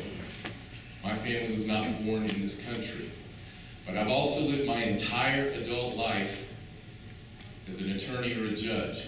I believed in the rule of law, and I'm going to call BS here. I think we all know what a sanctuary city is, and Tampa will not become one.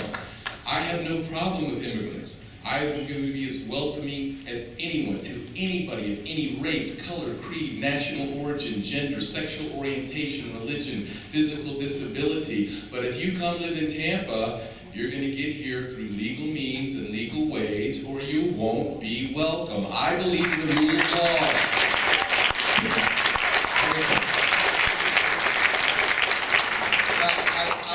I agree in principle with what Ed, Mike, and David said, and I also agree that it's very important for us to be welcoming and diverse and tolerant and kind.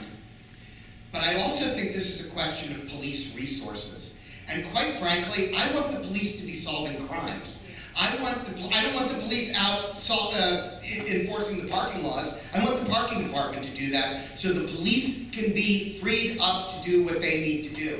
And adding the burden of turning them into immigration enforcement officials is not going to help us keep our community safe and keep crime low.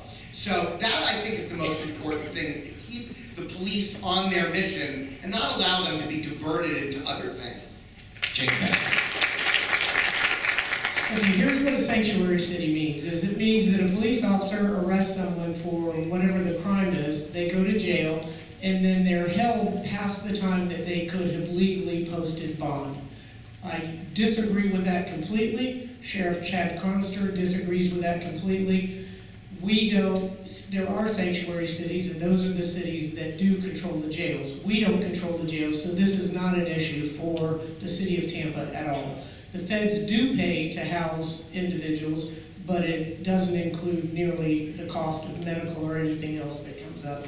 But I think what we need to do, as Harry said, we are a country of immigrants. We need to be welcoming, but we need to be putting our funds into allowing people to come here legally, to make that process a little bit easier. The ones that a lot of your families went through, the process that was easier to come here and become an American. That's what we need to do, as opposed to putting all of that money in a wall that isn't going to work.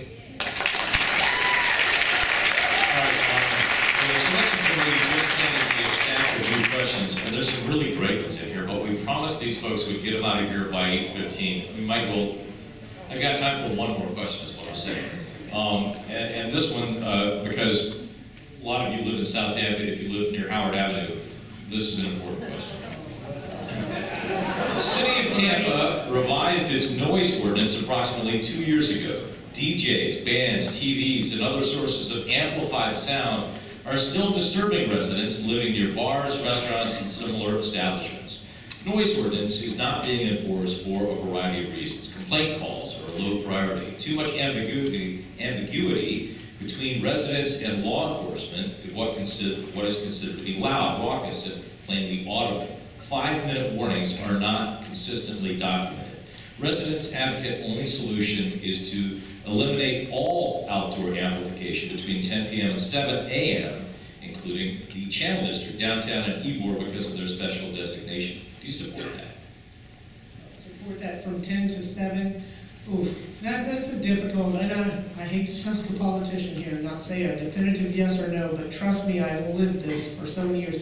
When Sky Point opened, I went to the opening of that, and a woman came up to me and said, "Can you do something about those trains that go by every night?" You live next to a railroad tracks. So, you know, or you get an apartment on Howard and then complain about the noise of the bars. But this is something that we have been working on. We've made a great deal of progress. We've advanced the noise sensors. We have done a great deal on this. I know it's not perfect, but the entertainment portion of it isn't going away, nor are the residents. So we need to work together to solve these problems and make it as good as it can get for everybody. I know that it's difficult. The majority of the bar owners are good neighbors and doing the right thing, and we try to address the ones that aren't, the ones that are causing the problems. Harry Cohen. Well, I mean, James is right. This is a very complicated issue, and it is one that we have worked on City Council for years. And we did change the noise ordinance a few years ago, and I believe that we strengthened it. But one of the problems that we have, one of the constraints, is that there are First Amendment issues that intrude into this. And there are also previous approvals that are grandfathered in. I will tell you that one of the things that this council's been extremely consistent on is banning amplified music in a lot of the approvals that get made. But it doesn't deal with what happened in the past. It also doesn't deal with the fact that we are a growing city where people increasingly live very close to commercial enterprise, and it's all over the city. And it is one of the things that every neighborhood deals with. But at the same time, with 500,000 to 700,000 people coming here every year, there's just more and more activity in more and more neighborhoods. I will tell you the best thing that's happened on Howard Avenue is that there's been such a plethora of new restaurants that have opened. Because when restaurants replace bars, generally the noise complaints go down, and that has been a really, really good trajectory on Howard. Dick Greco. Thank you. Well, like this, I did this myself. I moved into Post Hyde Park, I remember one time, and my son, who's here tonight, he's 26 now, small child, and I didn't know what this place called the Hyde Park Cafe was. I heard cafe, and I thought, wow, cafe, nice. Until later on that night. I had Tampa police in my apartment so many times I can't even tell you. I had the owners come over. They were all real nice, the officers and the owners. They solved my problem by letting me out of my lease and paying my moving expenses when I moved to another home away from there. The bottom line is this. I just told you on the previous question, I believe in the rule of law. If our city council passes a noise ordinance, then I expect that to be enforced. That's the end of the story. It is a complex question. If you don't think the hours are right on city council, then change them. But what they are is what they are. I would expect our law enforcement officers to enforce our laws. Topher Morrison. Yeah, so living in a city is messy. You know, not everybody's alike, but I think that's kind of what makes a city beautiful, is the differences, the diversity, the different personalities, the people that drive you a little bit, the ones that you just love to talk to, the ones that talk to you too long. These are things that just happen in a city, and it's not easy, it's messy. I agree, we need to enforce the laws. The laws are there for a reason, and if they're disobeying them and they're going too late and they're going into the longer hours, well, we need to crack down on that one. But I think we need to just take a step back and realize that, you know what? Cities are allowed. We don't live in Boise, Idaho in the mountains or something like that. We're not in Paducah, Kentucky. We're in Tampa, Florida. It's going to be loud. And by the way, I'm speaking for a person who hears those trains every single night. I live downtown. They are right below me. I live in the elements. So I get it that it can sometimes be frustrating, but I encourage you to focus on the parts that you love about it more than the parts that you don't. This is an annoying problem, there's no doubt about it, and it's not an easy fix. There are people on both sides of this issue, but it comes down to code enforcement. Whatever the law is, we should follow. If the law isn't right, according to the majority of people, then it ought to be changed, and when it gets changed, we'll follow that one. Thank you. Nice words.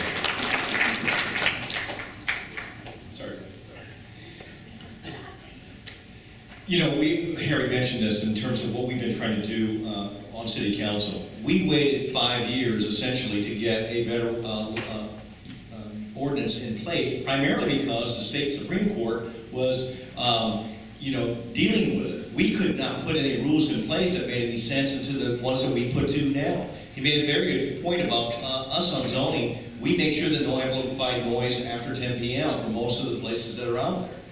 The problem is that there are issues in the places that were there before, as Harry mentioned. And one of the things that I want you to know that it's not easy. I was at a place not too long ago near where the Fly Bar was and near where the Franklin is at. And they said they're moving out because the noise from the Franklin is so unbelievable. Now, this is a person that came from another state, another city, and they said, I can't stand it here in the city of Tampa. We need to make sure that we have our police officers and understand the way the rule is and make sure that they enforce the law. Excellent. I would not support such an ordinance because we're a city, but I'm very sensitive to these environmental quality of life concerns. Noise is just aggravating to no end, and it takes enforcement. But police are often put off to higher priority issues. So one of the things I think the city hasn't done is put the burden of paying for these quality of life issues onto the people that perpetrate them or cause them. So I'd like to change a look at and consider more user fees to fund specific programs and people to enforce illegal dumping laws, to enforce noise ordinance. So they're dedicated personnel that aren't going to be pulled off for something else. And the people that are funding it are the people that are causing that problem.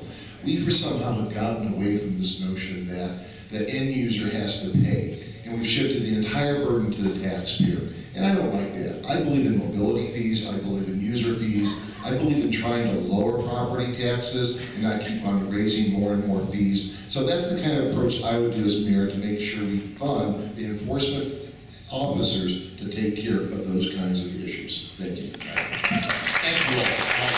Thank you all very much.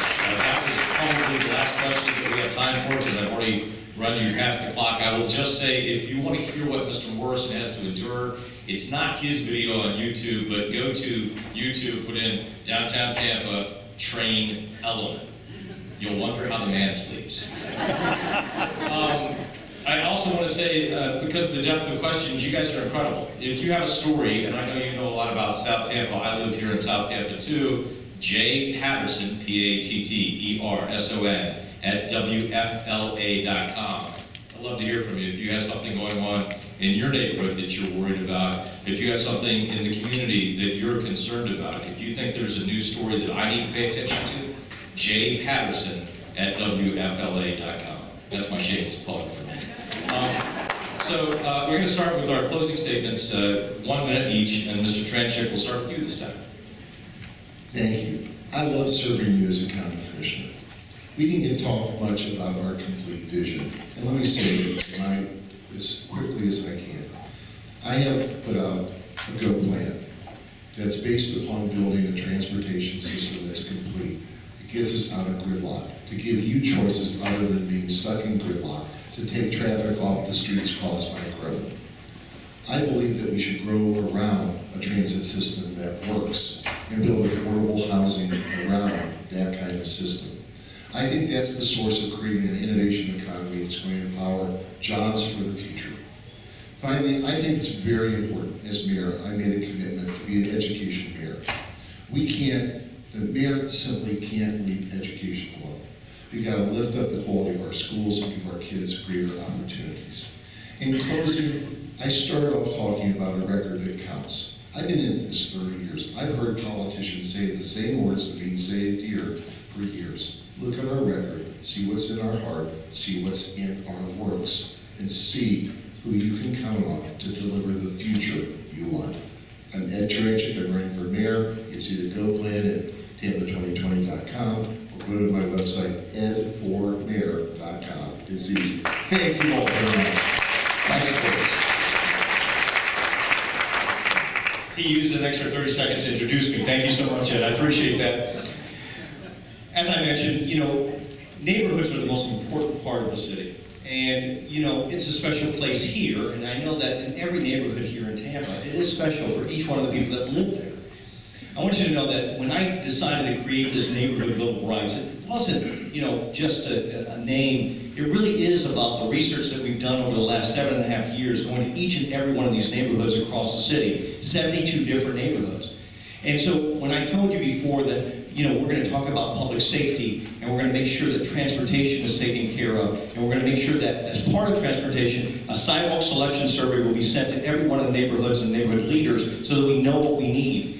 Third thing is code enforcement, big thing that we talked about today, and we're going to make sure that we do our jobs. And the last thing is the commitment to each and every one of you, the integrity in government. Those neighborhood bill of rights will be on my wall and on the wall of every senior manager in Tampa, that they're going to keep that commitment to you. I'm Mike Suarez. Go to MikeForTampa.com and please vote for me on March 5th. Thank you.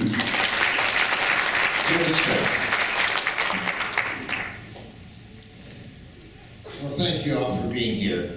I have run big for-profit organizations.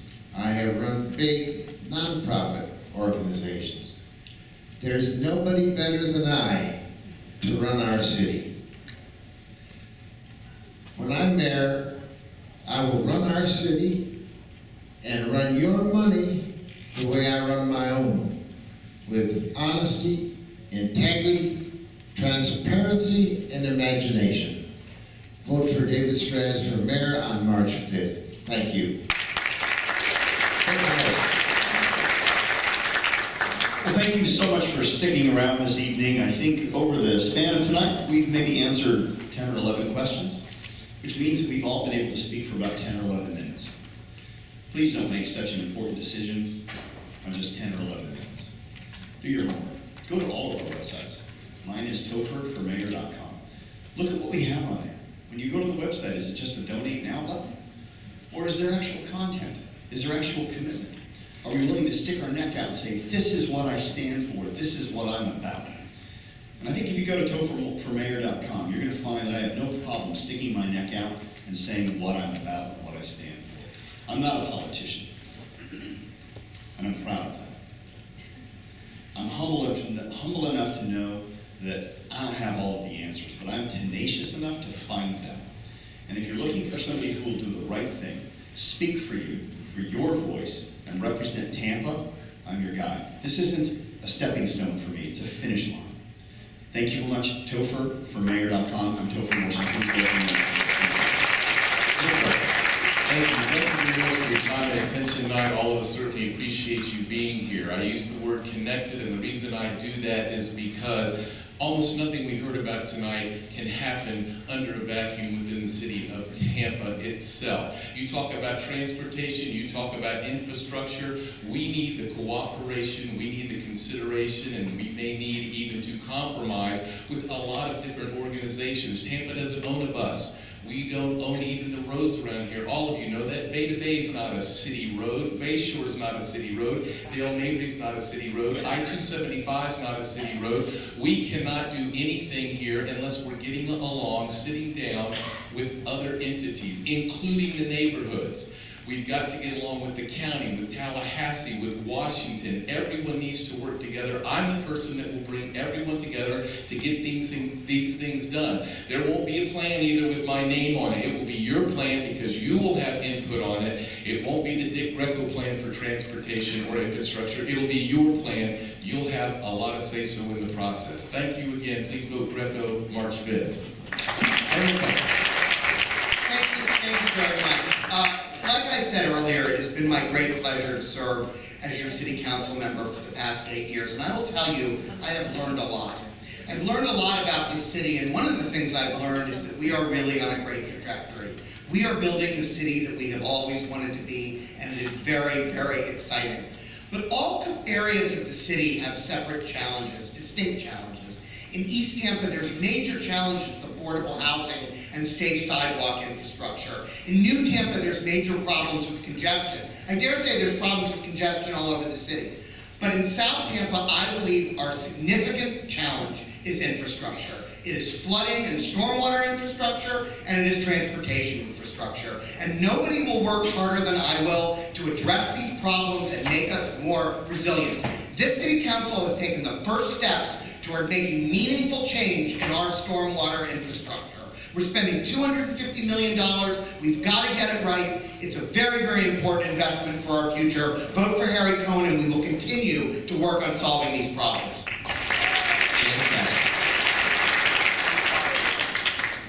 You know, as I said before, this city's going to change dramatically moving into the future. And we all have to work together so that we can guide those changes and ensure that we don't lose the characteristics and the qualities that make Tampa so extraordinary. You've had 31 years to test drive me. I understand the issues. I'm an effective problem solver, and I'm a proven leader. I have the qualities to lead Tampa successfully into the future. And I can't wait to be your next mayor and work side by side with you to lead Tampa into what we are going to be able to accomplish, and that is an amazing, amazing city. Please vote for Jane Castor on March 5th. I can't wait to get started as your next mayor. Thank you. Thank you all very much. Thank you to the candidates for your amazing answers and your participation tonight. And thank you to all of you. Marlin Anderson, ISR President.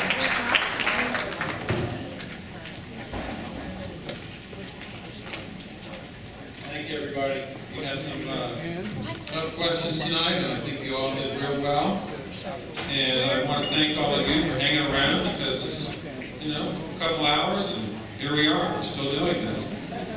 But, now that you got this information, please think about this. Go back, talk to your family, friends, associates. Watch the video again on YouTube if you want to. And just really think this over. This is a very important decision. The way our city government is set up, it's a strong mayor system. Whoever's elected mayor has an enormous amount of power compared to anybody else in the city government. So, just consider this carefully. And I want to also mention again that we will be having on February 12th the City Council Forum, and 17 candidates will be up here, and this is another important election that will affect our lives, so I want to ask you to come to that as well. All right? And that's everything. So good night, everybody, and thanks for coming.